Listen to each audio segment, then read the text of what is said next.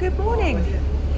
We've decided to pop into the city centre today and we've taken the park and ride from, what station is it? Bramberham or something like that? Abraham Road. Abraham Park and Ride, which is a mile down the road from the campsite. So you turn right up Lincoln Road. It's a mile down the road. It's £3.50 for an adult, free for kids, dog friendly. So yes, that's what we're doing. Catch you on the other side.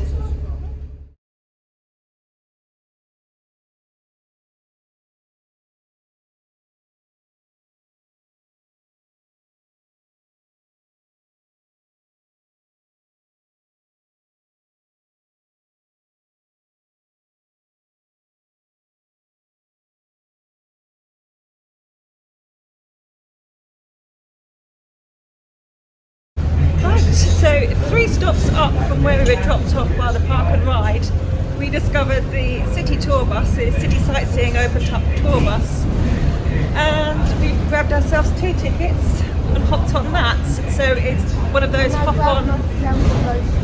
You've got a brochure. So it's one of those hop on, hop off buses that we can be driven around to various places, have it all explained to us, and then get off and explore by foot the bits that we want to as well. We love these, don't we? Yeah. So they're a really lovely way of exploring a new city and being told all about it. It's lovely. Established Cambridge is a centre for commerce and market trading. First stop is on the river. We're going to see if we can find a dog-friendly punting person to take us on a tour of the river. What do you reckon? Yeah. Let's see if we can do it. So here we sit. We've just purchased our tickets for the punting. Apparently it's about 45 minutes long. It was £19 for my ticket, £10 for his ticket. Dogs are free. There was no issues with the number of dogs that we have. We've just spied a boat called Danny, which we quite like. Yes, so it's about half an hour wait, which isn't too bad because this is a lovely spot to sit.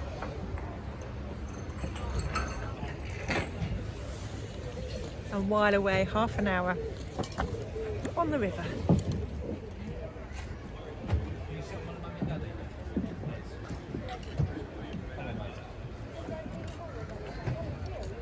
Oh, Mum, someone lost the football. Knowing that we were going to do a bit of punting today, or at least hoping we were, I came prepared. I got 2 shopping bags that they fit in over my shoulders. They're very lightweight and they fold up into my handbag just to make it a bit easier to get on and off of the punts, because 4 dogs is a lot to manage and the little ones do find it tricky to get on and off things. So wish me luck. They look cute. They're quite happy in there. You're all right. Yeah. Because if we bump into another boat or they bump into us and your hands are in the way, it's not very nice, okay? No, it would hurt, wouldn't it? Pretty safe. I did see a couple of people fall in yesterday, but they were doing it. We did some of this one right here to start with. This was built in 1460. It's called the President's Lodge of Queen's College. So everything that you see here belongs to Queen's. It's the first one really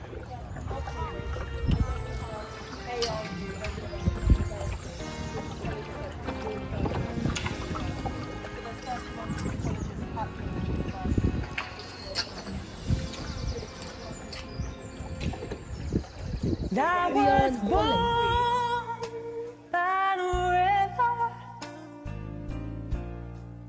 in a little tent. Oh, just like the river I've been running ever since. It's been a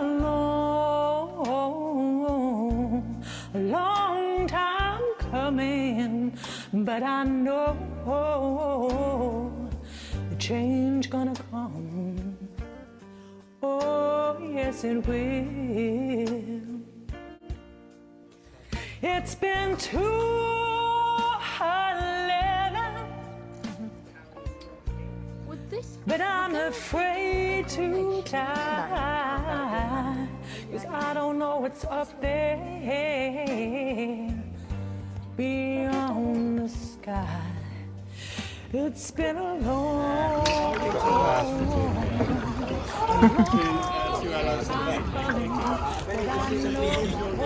yes. That's expensive. Yeah. That was based around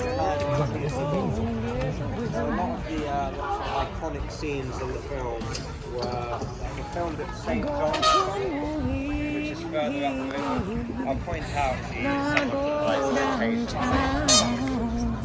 Somebody keep telling me, don't you hang around. No, Danny. It's been a long time coming, but I know. Guys, we have the well-known college, which was considered to be the largest, wealthiest college. Also, they say that it's the most prestigious college, and really that's based on the people that have come here. They've won the most Nobel Prizes over the years. Roughly a third of all the Nobel Prizes that came from one in total come from Trinity. What does prestigious mean? Trinity University is a Very good. Mom. He lived just over there when he was studying.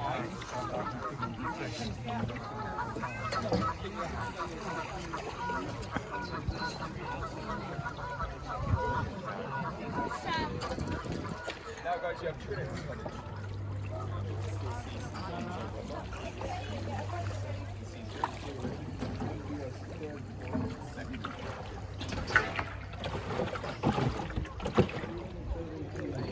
It's good. Yep.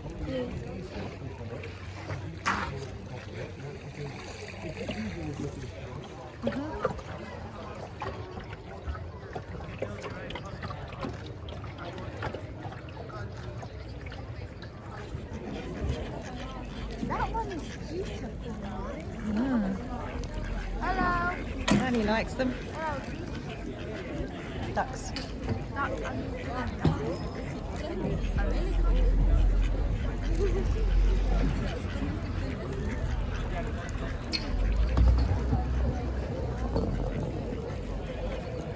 Is that good, Danny? Yeah. We can't really reach it. Beautiful, isn't it? Yeah. This was built in 1825. Snow apparently. It actually wasn't that long ago I had a boat full of 90-year-olds. They're very good for 90. Some of them were older, and they took great pleasure in telling me they could remember 1947. It was a really bad winter.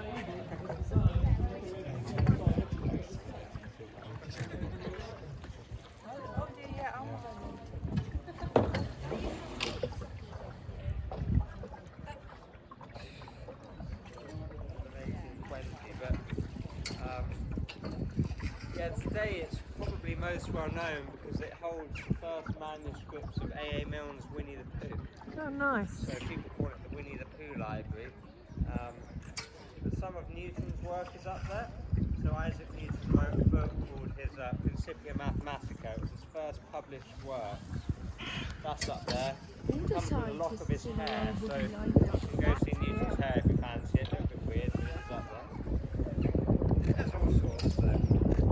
Next door to the library is the new port of Trinity, and that's where the apple tree is that everyone sort of mistakenly thinks is Isaac Newton's apple tree.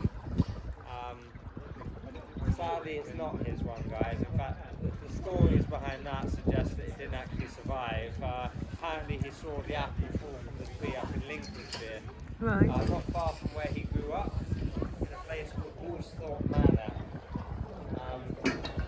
There's a couple of different versions of the story. One was that the tree had burnt down in a fire. Some people say it had blown over in a storm. The root the tree survived. They planted other trees around England with the same root. One of them is in the Newport Treaty, so on the other side there. It's a nice tree. Have a look at it.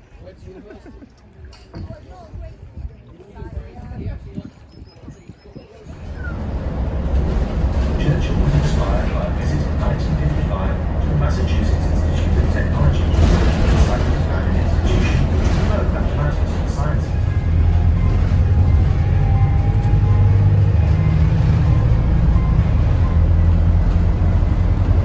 Shortly crossing over the M11 motorway, 60 miles to your left. This system is unique to Oxford and Cambridge. Oh yeah, we did Cambridge pass it. University is based on the collegiate system.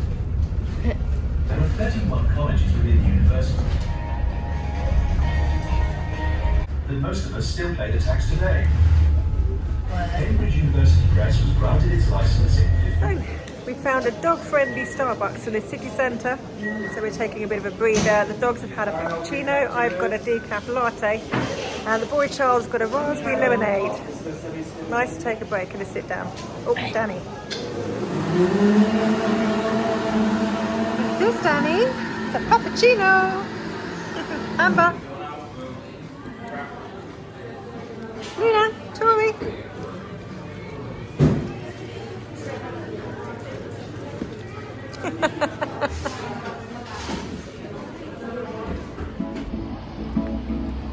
Little darling, stir it up.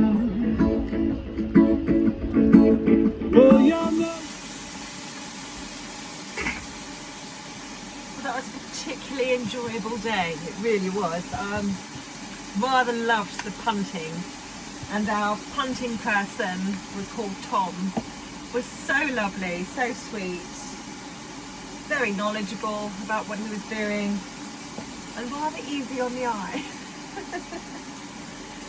So I quite enjoyed that. It was very relaxing, and we made full use of the hop-on, hop-off city bus. We did a lovely circumference of the city. Someone needs a toilet.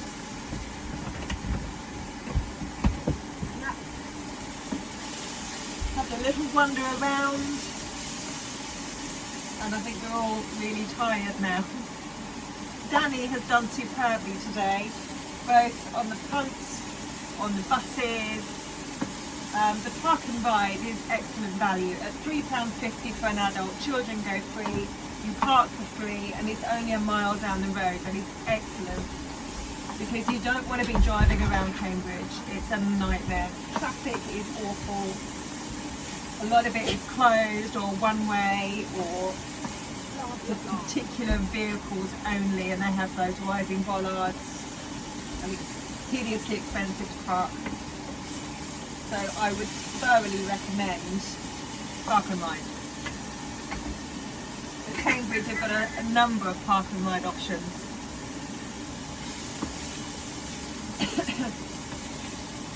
But the closest one, a mile away, is brilliant. If you're in a motorhome and you can't get to the park and ride because there are height restrictions on it, there is a bus stop that takes you to pretty much the same place as the park and ride does. I can't remember how much that is. I believe it's slightly more expensive than the park and ride, but it's only a 5-minute walk next to the Robin Hood pub.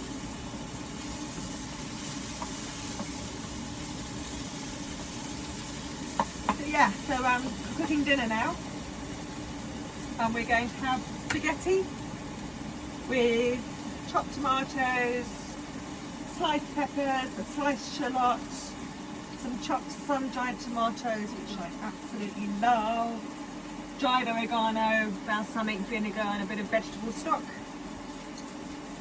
Nice and easy, very tasty, and a good option for the caravan. Again, just a hob, 2 pots, not much washing up.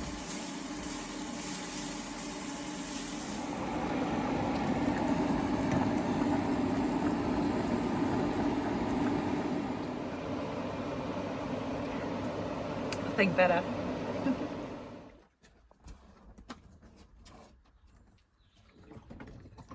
Happy? Yeah. Have you had a good day?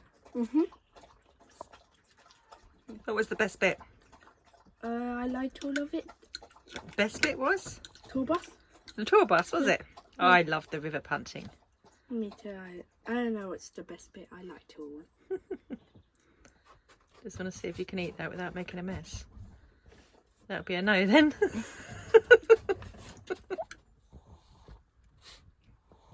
Is she dreaming? She's had a very exciting day. Danny, what are you doing? Yeah, I think he's made himself at home. Yeah. Danny! Stop it. Danny!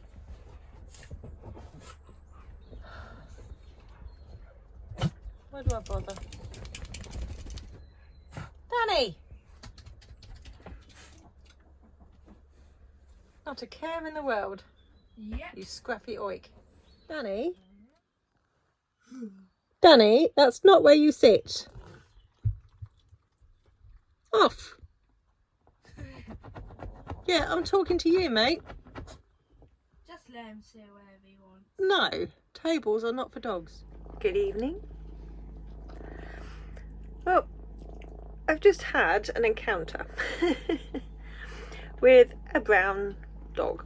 Looked like a cockapoo, very sweet thing, very, very sweet, but running loose around the campsite. I'd seen it earlier running around with a little white dog. I was like, those dogs have got out, they should be on leads. A little while later, little brown dog was running around my pitch and around my dogs, pooing on my pitch, might I add, which I had to clean up. And so I'm like, no owner to be seen wherever these dogs come from, or this brown dog in particular, which was the only one I could see. So got hold of the dog, who was, oh Danny, be careful, who was more than happy to be fussed and cuddled, and very sweet thing, and phoned the number on the tag. There was no answer. I'm like, oh great. Put one of my dog leads on it, leave a message, say, I've got your dog, if you're missing it, I'm on pitch 20, could you come and get it please, because I'm keeping it safe but I don't want it to run off onto a busy road or something. No reply, no phone back, so I end off walking up the road with it until I spot the little white dog running towards us, and I'm like, aha, you know each other. And then a fella trailing behind who I suspected had a bit to drink. And I said, oh, is this your dog? He went, no. I said, oh, okay. Do you know whose dog it is? Yeah, I know him. So he takes the dog off me, and I'm like, I know this dog is yours. Don't let your dogs run loose on a campsite. Not every other dog is as friendly as all mine are. Don't get drunk. According to my son, don't get drunk either. Good idea, son. Yeah. Dogs shouldn't be off lead and running around loose on a campsite. They just shouldn't. Not everybody likes dogs. You're not cleaning up after your dog because you don't know where it is. And that's really annoying. And my dogs are great, fortunately, but not everybody else's dogs are. So just keep them with you. It's not rocket science. They're going to get run over or stolen. I could easily have stolen that dog. Easily. It was beautiful, sweet little thing. That's my rant for the day. There's always a rant. But it gives dog owners a bad name, doesn't it? It's just not fair for those of us who are really responsible. Hey ho. Yes, we've had a lovely dinner, a lovely evening, and a rather gorgeous day. I'm so happy the spring is back and we can start going out more often and enjoying ourselves, because this is true family time.